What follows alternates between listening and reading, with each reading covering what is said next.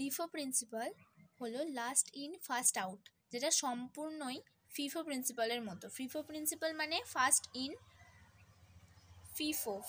In first out and LIFO last in first out. তো এখানে আমাদের কোয়েশ্চেনটা দেওয়া আছে, এটা হলো আমাদের এখানে কোয়েশ্চেনটা দেওয়া আছে, যেখানে মার্চের 1 তারিখ purchase 60 units 5 per unit, rupees 5 per unit means 5 টাকা করে 600 ইউনিট মতো পারচেস করা হয়েছে। তারপর পারচেস করা হয়েছে 200 ইউনিট 5.10 মিনস 5.10 টাকা করে পার ইউনিট হিসেবে পারচেস করা হয়েছে 200 ইউনিট। এইভাবে ইস্যু করা হয়েছে মার্চের 9 তারিখ 500 ইউনিট মতো। এখানে জাস্ট আলাদা ব্যাপারটা হলো, যেটা লাস্টে এখানে ইন হবে ব্যালেন্সের কলামেতে, যেটা লাস্টে ইন হবে সেটাই ফার্স্ট আউট হবে। এইটাই হলো মেন ডিফারেন্স ফিফো আর লিফো প্রিন্সিপালের মধ্যে। সো আমাদের কোয়েশ্চেন অনুযায়ী আমরা প্রথমে 4টে কলাম বানিয়ে নেব, ডেট, রিসিভড, ইস্যুড অ্যান্ড ব্যালেন্সের। এর আগের ভিডিওটাতে ফিফো নিয়ে একটা ভালোভাবে ভিডিও বানানো হয়েছে, তো তোমরা চাইলে ওটা আগে দেখে নিতে পারো, বোঝার অনেক সুবিধা হবে। এখানে মার্চেতে প্রথমে পারচেস করা হয়েছে মানে রিসিভ করা হয়েছে, তো রিসিভ কলামের মধ্যে 600 ইউনিট পারচেস করা হয়েছে 5 টাকা হিসেবে, তাই টোটাল অ্যামাউন্টটা হবে 3000 এবং এইটাই পুরোপুরি ব্যালেন্স কলামের মধ্যে লিখে দেওয়া হবে, এক্স্যাক্টলি লাইক ফিফো। মার্চের 5 তারিখ পারচেস করা হয়েছে 200 ইউনিটস 5.10 পার ইউনিট হিসেবে, তাই এখানে মার্চের 5 তারিখের রিসিভড কলামে 200 ইউনিট যেটা নেওয়া হয়েছে 5.10 পার ইউনিট হিসেবে কেনা হয়েছে, সেই অ্যামাউন্টটাকে এই দুটোকে মাল্টিপ্লাই করে এই অ্যামাউন্টের কলামেতে লিখে দেওয়া হয়েছে 1020 টাকা। আর ব্যালেন্সডের কলামেতেও সেম এটা পরস্পর এখানে বসিয়ে দেওয়া হবে যতক্ষণ না ইস্যু আসছে। এখানের পরেরটাতে মার্চের 9 তারিখে ইস্যু করা হয়েছে 500 ইউনিট, মানে স্টক থেকে 500 ইউনিট তুলে নেওয়া হয়েছে, তাই এখানে ইস্যু কথাটা এলেই এখানে আমরা একটা লাইন টেনে নেব, এবং যেহেতু এটা লাস্ট ইন ফার্স্ট আউট তাই 200টা লাস্টে ইন হয়েছে, তো এটা ফার্স্টে আউট হয়ে যাবে।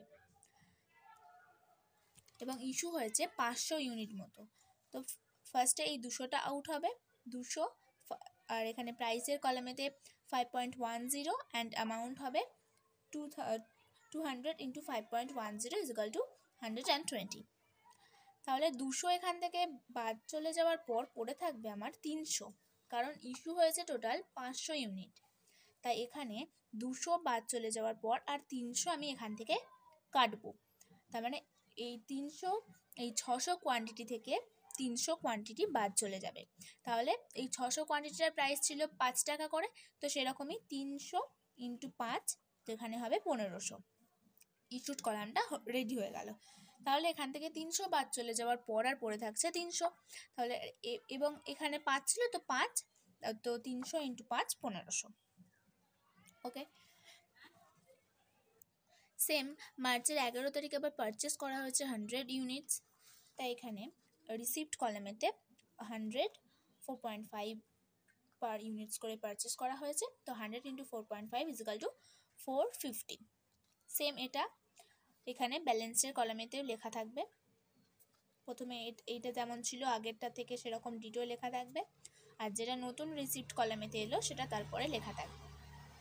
তারপরে মার্চের 16-এ পারচেস করা হয়েছে 300 ইউনিটস 5.5 পার ইউনিট হিসেবে কেনা হয়েছে, তো এটা রিসিভডের কলামেতে লেখা থাকবে এবং এটা এখানেতেও চলে যাবে, কারণ যতক্ষণ না ইস্যু আসছে না ততক্ষণ আমরা রিসিভডে যেগুলো ঢুকবে সেগুলো ব্যালেন্সেতেও ট্রান্সফার করে দেব। তো এটা প্রথমে এই দুটো প্রথমে যেমন ছিল সেরকম থাকবে, আর যেটা এইমাত্র ঢুকলো মার্চ 16-এর যে প্রোডাক্টটা ঢুকলো সেটা তারপরে ঢুকবে। তারপর মার্চের 20-তে ইস্যুড হয়েছে 250 ইউনিটস, মার্চের 20-তে ইস্যুড হয়েছে 250 ইউনিটস। তাহলে যেহেতু এটা আমরা লিফো প্রিন্সিপাল ফলো করছি তাই জন্য 250 ইউনিট ইস্যু করা হয়েছে মার্চের 20-তে, তার মানে এই সবার সবার শেষে, এটা এখন আমরা দেখব না, এটা আমরা পরে বের করব। সবার শেষে আমাদের 300 আছে, তাহলে 300 থেকে আমরা 250 ইউনিট বাদ দিয়ে দেবো, তাহলে পড়ে থাকবে আমাদের 50। আগের যে দুটো ছিল সেই দুটো সেমই থাকবে।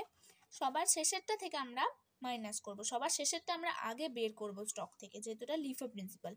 তাই 300 ইউনিট থেকে 250 বাদ দিয়ে দিলাম, 50 ইউনিট অনুযায়ী বাকি এই প্রোডাক্টটা থেকে গেল।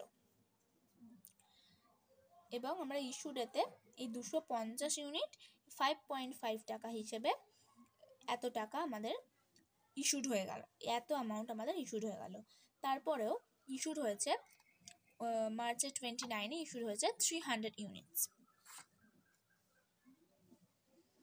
আগে যেরকম ছিল অ্যাকাউন্টটা, স্টোর লেজারটা সেরকমই থাকবে ব্যালেন্সের কলামেতে, কিন্তু আমাদের এখন 300 ইউনিটকে ইস্যুড করতে হবে। তাহলে এখানে সবার শেষেতে 50 ছিল, যেটা সবার আগে বেরিয়ে যাবে। 50 5.5, তাহলে এই দুটো মাল্টিপ্লাই করে আসছে 275। তারপর এই 100 ইউনিটটাকে ইস্যুড করতে হবে, কারণ 50-এর 50 বেরিয়ে যাওয়ার পর টোটাল 300, তার মানে আমাদের এখনও 250কে ইস্যুড করতে হবে। তারপর 100 ইস্যুড হবে, তারপর তার মানে হলো টোটাল 150, এই দুটো মিলিয়ে আমাদের 150 ইস্যুড হয়ে গেছে। তার মানে এখনও আমাদের 150 ইস্যুড করতে হবে, কারণ এখানে আমাদের টোটাল 300 ইউনিট ইস্যুড হবে, তাহলে আমাদের এখনও 150 ইস্যুড করতে হবে। তো আমরা এই 300 থেকে এখন 150 ইস্যুড করে দেবো।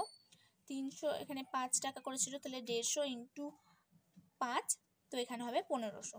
তাহলে এইগুলো সব বাদ হয়ে গেল, আর এখানে 300 থেকে 150 বাদ হয়ে গেল, তাহলে পড়ে থাকছে আর 150।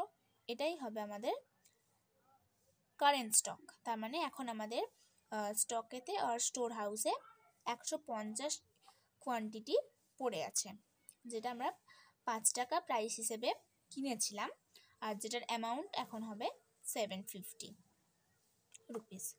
So this is the answer. এর আগের প্রিভিয়াস ভিডিওটাতে ফিফো প্রিন্সিপাল নিয়ে আমরা একটা গোটা ভিডিও বানিয়েছিলাম, যেটা বুঝতে আরও সুবিধা হবে। তো ওই ভিডিওটা দেখার জন্য অনুরোধ রইল, যেটা ডেসক্রিপশন বক্সের মধ্যে দেওয়া থাকবে লিঙ্কটা।